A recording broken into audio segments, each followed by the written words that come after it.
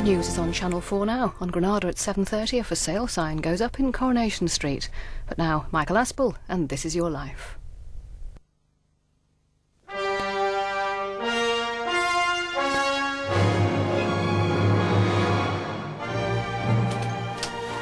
Oh, you've come at last. I thought you'd had second thoughts. I like that. Of course, it's your co-star that I'm looking for, you understand? Yes. Well, we've told her we're going to do a retake. Come over here. Yeah. We're going to do a retake of a scene. I slam the door, go in there, and then I'll give you your cue. All right? Right. Hello. Oh, you'll never believe where I've been. The pub. Yes, I have been to the pub, actually, and I met this bloke while I was there. Well, I come to see you.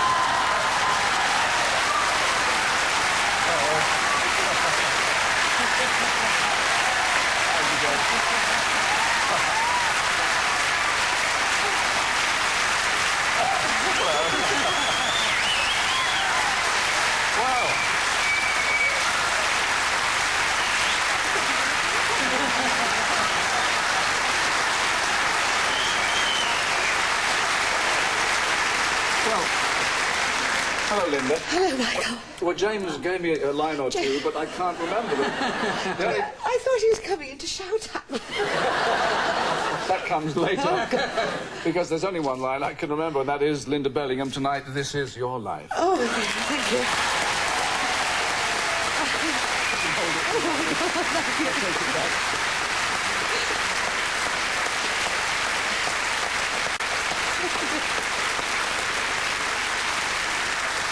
Well, I must say. Oh, sure. Oh, thank God I didn't swear. Or anything. Could have been embarrassing. It's a very nice place you got here, but the gravy is better at our place. So we're taking you back to our pad to do the story. Best offer I've had all year. Oh, it starts here. Take my arm. Thank you, you, ladies and gentlemen, and James Thanks Bowen. very much. Thank you very much.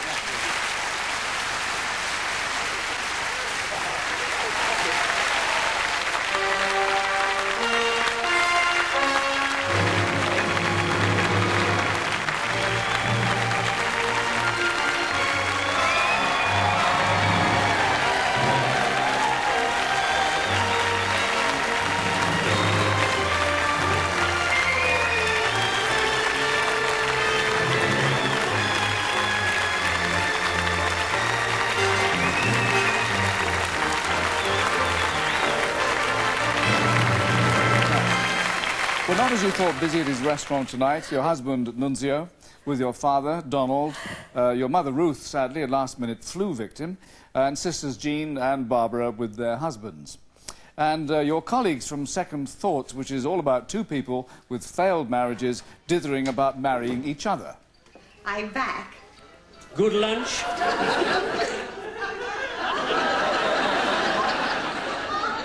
Hello. Well, the good news is that...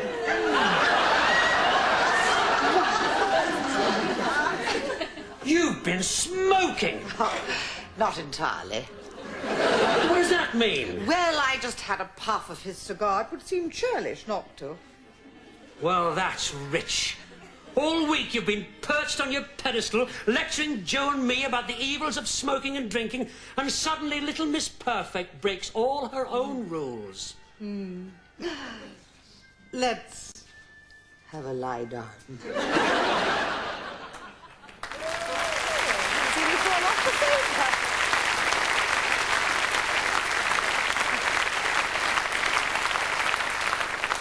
Love the way you said that. Now, in real life, Lynda, you had a failed marriage behind you when a friend took you to dinner at a Chelsea restaurant. The waiter came to take your order.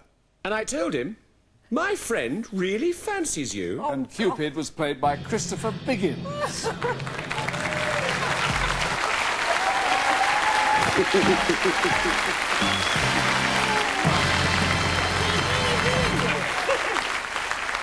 The waiter, of course, was Nunzio. Yeah, I think you better have this, Lynda, by the way. You might need it, yes. It was, yes. Good evening, Michael. Hello. Hello, nice to see you. Hello, Yes. your fans. No, Nunzio was the waiter, and in fact, we'd been there for a very good dinner, and we'd had a few bottles of wine, hadn't we? Several. Several. Well, anyway, just a few. Anyway, had a good time. And Lynda kept saying, oh, I quite fancy that waiter. He looks awfully good. And so I said, well, you know, more wine, more wine. I didn't say that. I said, I think he's a very interesting person. No, you didn't, Lynda. I did. She's lying, everyone, she's lying. Anyway, so after about 6 or 7 bottles of wine, we asked Nunzia to come over and get some Zambucas or something like that. And I said, oh, by the way, will you take my friend out? She fancies you. And Nunzia went mad, like the Italian full-blooded person he is. And so she had to go back a week later on her own and married him. Well, not quite then. Desperate. Desperate. But I have to tell you, though, I've never ever worked with Lynda, which is, I was thinking about this. But what do you call this? But she is a really good friend, and she's the best possible friend you could ever want. So are you. You softy. Thank you, Christopher Biggs. Oh, my goodness.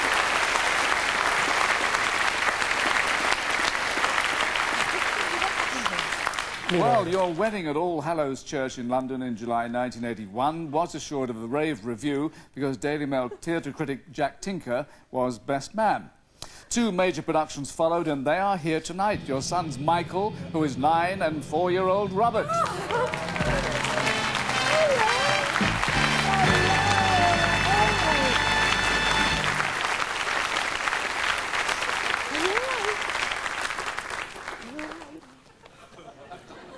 Embarrassed, you see.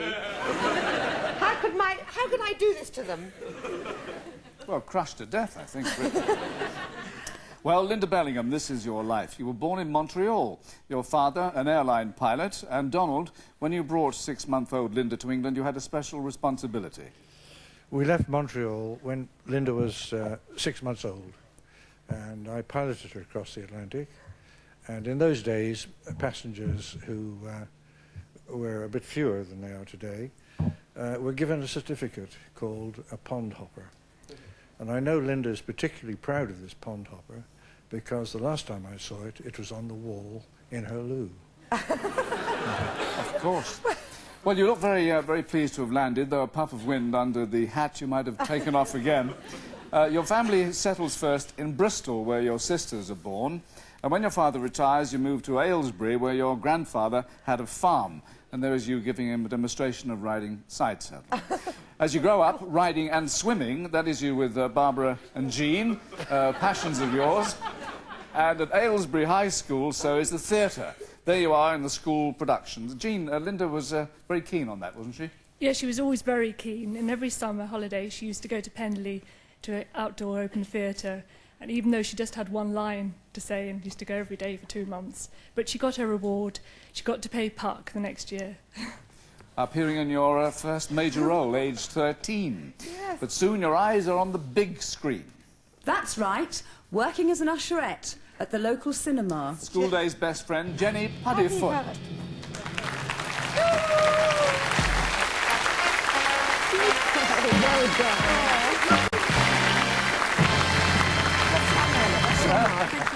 Mark. No, that's my mark, actually, but thank you. Jenny, how did you become usherettes? What happened? Well, we needed to earn extra cash for theatre trips and to pay our residential fees at Pendley.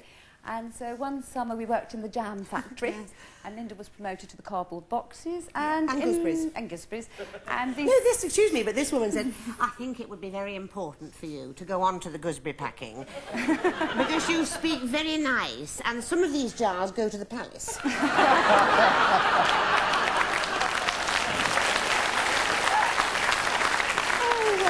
She first appeared under the spotlight selling ice cream. Oh, it was great fun. But we got a picture of her at your wedding, looking very serious there, though. Well, Lynda was having a tooth straightening at drama school, and she had a mouthful of metal and rubber bands. Yes. And I couldn't smile. And I remember we went afterwards, somebody at the reception said to me, oh, no, you're very attractive. And I went, oh, thank you very much. And we went on, so I went... And it was all there. He went, oh, you wear your necklaces very high. Well, Jenny, for the bit you did, thank you very much. Thank you, Jenny. Don't try too hard. Now, you're great. Are you translating there? Yes, I will. Your great friend at the Central School of Speech and Drama was someone who years later played a key role in Brideshead Revisited after appearing with you in something rather different, something called The Pink Medicine Show. What's that then, Dilys? Kidneys. Yes, please. Likes my kidneys. They say my liver is always delicious, and my kidneys fill them with glee. They're always taking niblets from me, parsons, nose and giblets, but they never seem to want me. They say that my momentum is super, and my sweetbread sweet as can be. And when they're feeling bolder, they'll have a slice of shoulder, but they never seem to want me.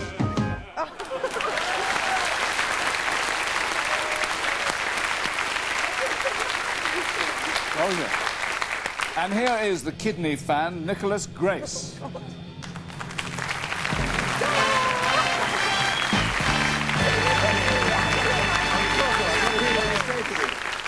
Was that as much fun to do as it looked? It was enormous fun. In fact, I think Lynda and I have always had lots and lots of fun ever since we first met in the canteen at the Central School on our first day. Yes. Whether it was bouncing around as trolls in the movement classes or sharing a flat together for 4 years. We've always been character actors. We have, I'm afraid. We're going to become juvenile leads much later on, aren't we? And I just want to apologise now publicly, Lynda, for all those bills and receipts that I collected and stuck on the flat notice board and used to meticulously divide in two. Do you remember? Do you accept my apology? Yes. Anyway, back to Central. And at Central there was this running gag that if you weren't a very good actor, you'd end up in a weekly rep at Frinton-on-Sea. Yes. So, true to form, I ended up at Frinton-on-Sea. And I came back to the flat one day, and Lynda was looking rather depressed and said, I'm afraid I got some rather bad news for you. And I said, what? She said, I'm coming to Frinton with you, too. So we spent 3 years studying together, and then 8 weeks in weekly rep at Frinton-on-Sea. And I just want to say, it's always been a joy working with you, because we've worked together quite a lot, which is wonderful. And how do you manage to run 2 families, make all that gravy, and still keep working all the time? You're a treat! I am. Thank you, Nicholas Grace. Oh, my God.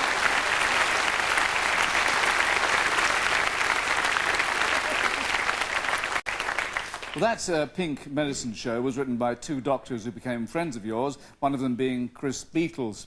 But first... Can I just say here, this is a proper doctor, he's not now, and what we used to come into rehearsals and they do all sorts of appalling things to you as a woman. It's all right, we're doctors. they weren't that appalling, darling.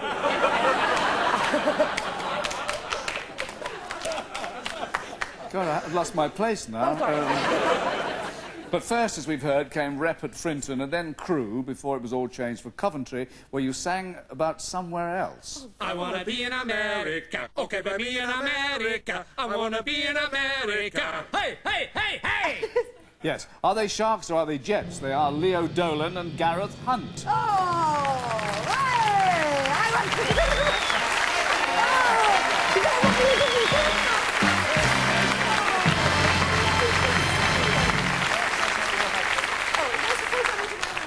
Got any jobs for a wine waiter? Gareth, Lynda sang that number, didn't she?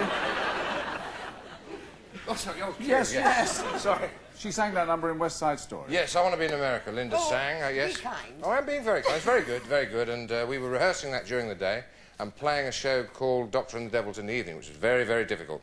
And Lynda, unfortunately, started to lose her voice. And this is where Mr. Dolan comes into the act. Yeah, what happened was Lynda and I were playing 2 characters called Mr. and Mrs. Grey, remember? We were. And we were very, very Scottish. And the thing is, there was one sequence where she had to find this body, which was just off stage, and she had to let out the scream. And because of her losing her voice, I volunteered to do the scream. And we used to go backstage, and she would do the acting of the screaming. She would go, and I would actually go, "Rah!" like this. So we started to do it, and I did it at colour time. And then I started to go over the top, and what you basically got was Norman Wisdom, didn't you? I did, Anyway, it's great to see you again. Thank you. Lovely. Oh, thank you for coming. Pleasure. Thank you, Leo Dolan and Gareth God, Hunt. thank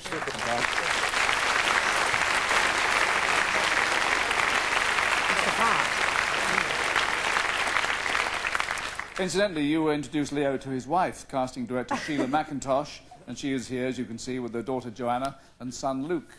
My goddaughter. Now, you tour in the musical Salad Days and get your first television role in 1972 as Nurse Hilda Price in General Hospital. Next comes the role of showgirl Gwen in a series based on the real-life story of the father of one of Britain's legendary comedians, Funny Man. You used to think you liked me, Mr. Gibson. Mrs. Gibson liked me. It's entirely the wrong time for Davy to tie himself down like that. What's wrong with me, for God's sake? Wrong?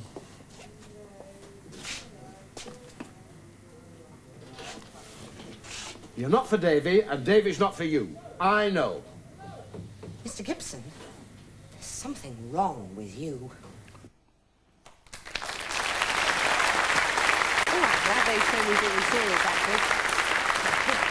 And playing his own father there was Jimmy Jewell.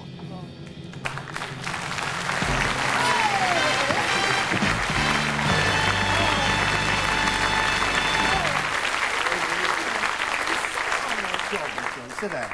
Jimmy, you must be very pleased that Lynda has become a star funny girl. Oh, yes, because all the girls that were in that, there's Lynda, Sharon Hughes, Jean Boat, Pamela Stevenson, they've all gone on to do marvellous things, and I'm very proud of them. Thank and I you. tell you, she's not only a warm, compassionate person, she's a bloody awful cook. Thank you, Jimmy Jewell. Oh, bless him. Funny you should say that, because 10 years ago you landed one of the longest-running roles on television, and tonight is the night we look back.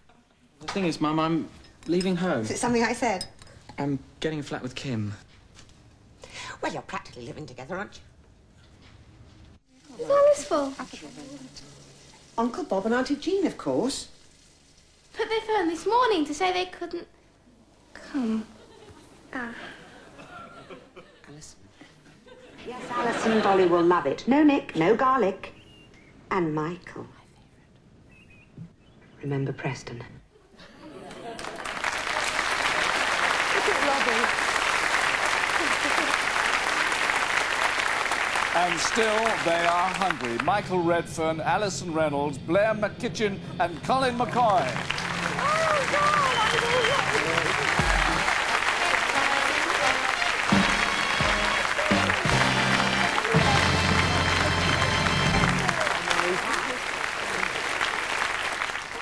See how big they are? And they got like that on gravy. It's amazing. Well, now, Nunzio has charge of the kitchen at the restaurant that you own in North London. Nunzio, after your wedding, you took your bride to meet your family and friends in Naples, and some of the friends are here tonight: Vittorio, Pasquale, Melina and Gennaro. Now, Lynda lived dangerously, didn't she? I mean, she actually had a ride on the back of a motorbike through the streets of Naples. Yes, it was my motorbike. And we did it as we got married. I had my suit and she had the lace and wedding dress. Cost a lot of money, didn't it? It's the only way to get around Naples, isn't it? Well, back in London, it's back to the boards in the West End, in Noises Off, Strippers and Look No Hands. Then you're launched into space as the Inquisitor in Doctor Who. Gentlemen, may I remind you this is a court of law, not a debating society for maladjusted psychotic sociopaths. You will both conduct yourselves in an orderly manner and show proper respect for the judicial procedure. I hope I make myself very clear. And Doctor, the prosecuting counsel's title is the Valyard, not the brickyard, backyard, knacker's yard, or any other kind of yard. Again, do I make myself clear? Piercingly and irrefutably so, madam. Now, Doctor Who's space travels take him to Weymouth tonight, but he'd like a word. Colin Baker. You're very attractive when you're bossy, Belly, you know that. We've worked together a couple of times, but my strongest memory from working on Doctor Who was that at the beginning of episode 1, you made an entrance as the Inquisitor in the trial season. You sat down and you stayed resolutely there for the whole 12 episodes, only getting up at the end, and all the time you were encumbered with that headdress and collar, which made it almost impossible for you to move. But you rose above it, because you're a pro, Belly, as we all know, and that's why we love you, and because you're such a smashing person too. Have a great time. Thank you. Thank you, Colin Baker. Thank you very much.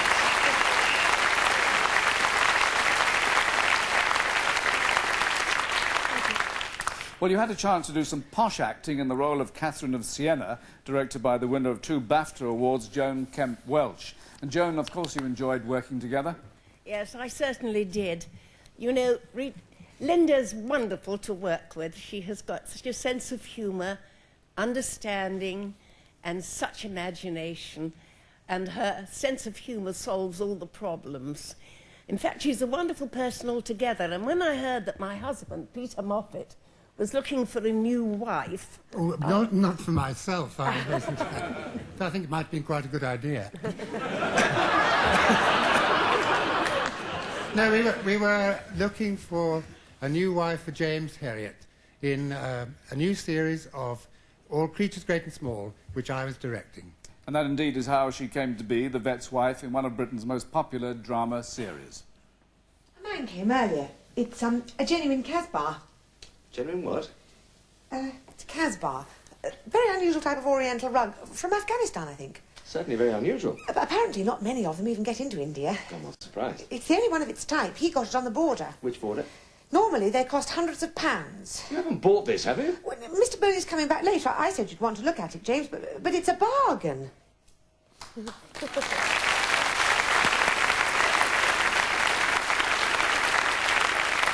And here tonight, your screen husband, Christopher Timothy, and with him Tristan, Peter Davison, and Mrs. Alton, Jean Hayward.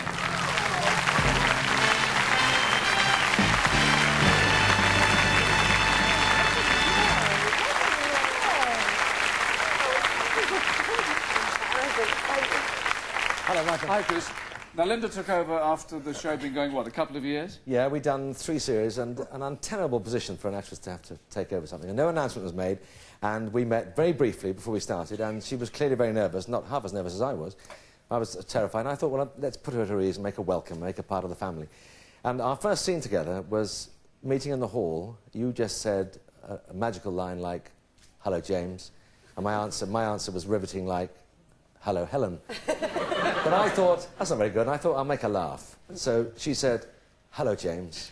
And I went, "Who are you?" Well, no, they didn't laugh as much as that, I tell you. 3 people laughed, because they all thought Chris Timothy's made a joke, bless him. Lynda came back, quick as a flash, and she said, "My God, it's all been a dream."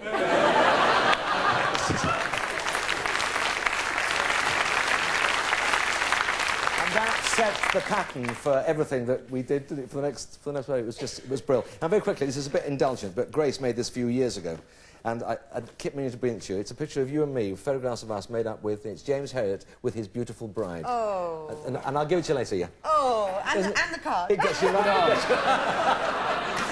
I was told not to do that one.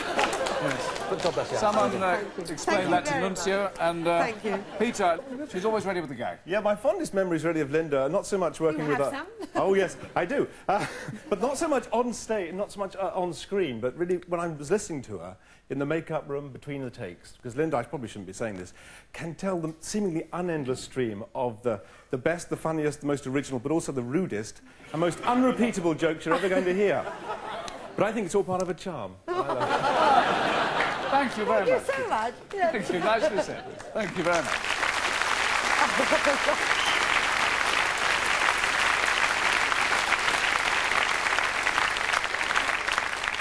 Well, we're getting the full picture this evening. Now, Lynda, when you left stage school in 1969, someone else left soon afterwards to retire. It wasn't anything you said. She was a great influence on you, and here you are in one of her classes. And you've written to me ever since. But you haven't seen each other for more than 20 years. She's now in her 80s. She's here from Cornwall tonight. Austrian-born Litz Pisk.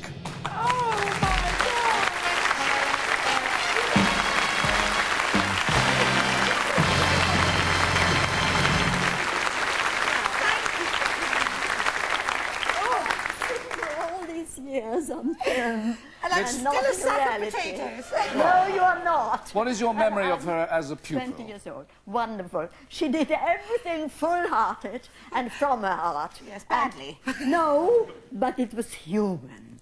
And that's it. Because in your real life, you have great admiration from me, being wife, mother, and in your acting life, you have the same strength of heart. Oh, thank you. To be all that. Oh, and I wish many more times to do that. Well, thank you very much. Not at all.